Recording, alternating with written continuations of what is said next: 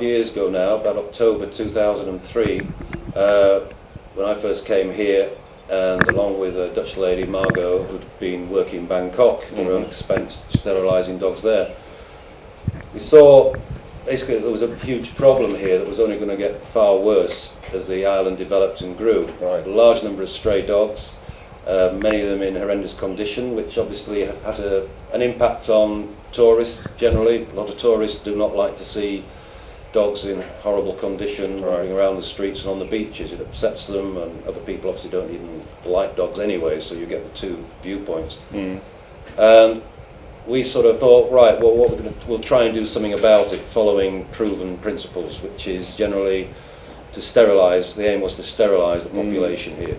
To control the population? Control the population through sterilisation. There's different viewpoints on this, but generally it's been proved that if you sterilise a group of dogs in a given location and you get above the 80%, 85% level, then the number of dogs will start to decrease. And what has happened here is that as Phuket has developed considerably in the last few years, the population should have grown rapidly. In effect, the population is fairly static. It's dropped from our censuses we do, it's dropped from 5 years ago, when in fact the reverse should have happened.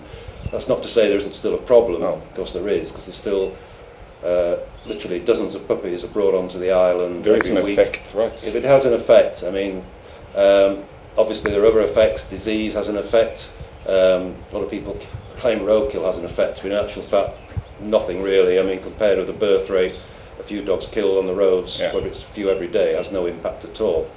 But we believe strongly that it's better to have in any area a population of sterilised dogs who will come. Basically, dogs are very territorial, and they'll stop other dogs coming into that area, but at the same time are not reproducing. Right. So gradually the population will die out.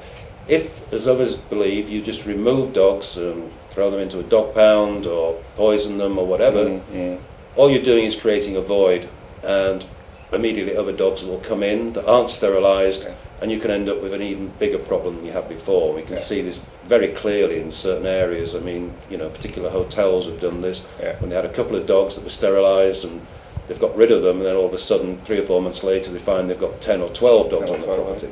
Yeah, you know, this happens all the time, and that's a micro thing, but compared to the whole island you end up with a huge problem. Yeah. And also hear that you take it out to the districts in Khao Lak and... Yeah, we've expanded now. I mean, our if you like, a long-term objective would to expand throughout Thailand, but I mean, that's, you know, we need so much money to be able to do that. That would be the dream, maybe. That would be the dream. I don't think it'd be in my lifetime, but that would be the dream. At the moment, we hold clinics, 3-day clinics, twice a month in Khao Lak.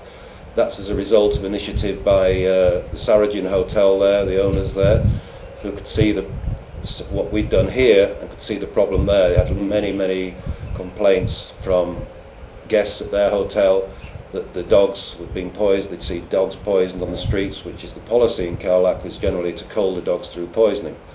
We had discussions with the local authorities there, and hopefully that is now going to stop, because we're trying to, in effect, do what we've done here and sterilise the dogs and keep the population under control that way.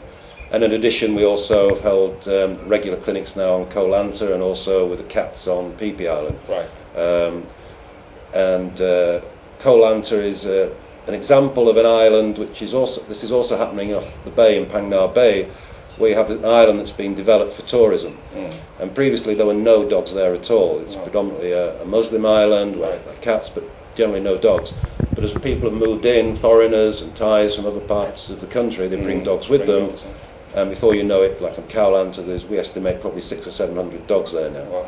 And again, then it becomes a problem. And the local people address that problem. There's no vets on the island, so they address it through poisoning, drowning, one thing and another.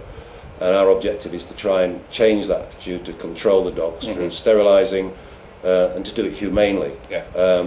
Because again, it does impact, you know, they're based on tourism, and it impacts on that. You know, people will not come if they're upset. You know, they've had a stressful holiday because they've seen dogs lying on the beach drowned, poisoned or whatever. They don't want to come back here. People don't want that. Right? They don't want that. No. So this project got cost a lot of money. What about funding for this? How do you raise money? At the moment, our expenditure is, and that excludes the building costs for things like the shelter. I mean, that's above it. But we run now. It costs us $500,000 baht a month to run, because although it's completely run by volunteers like myself, wife and other foreigners, not only in Thailand but also like our webmaster is in Saudi Arabia, all at their own expense.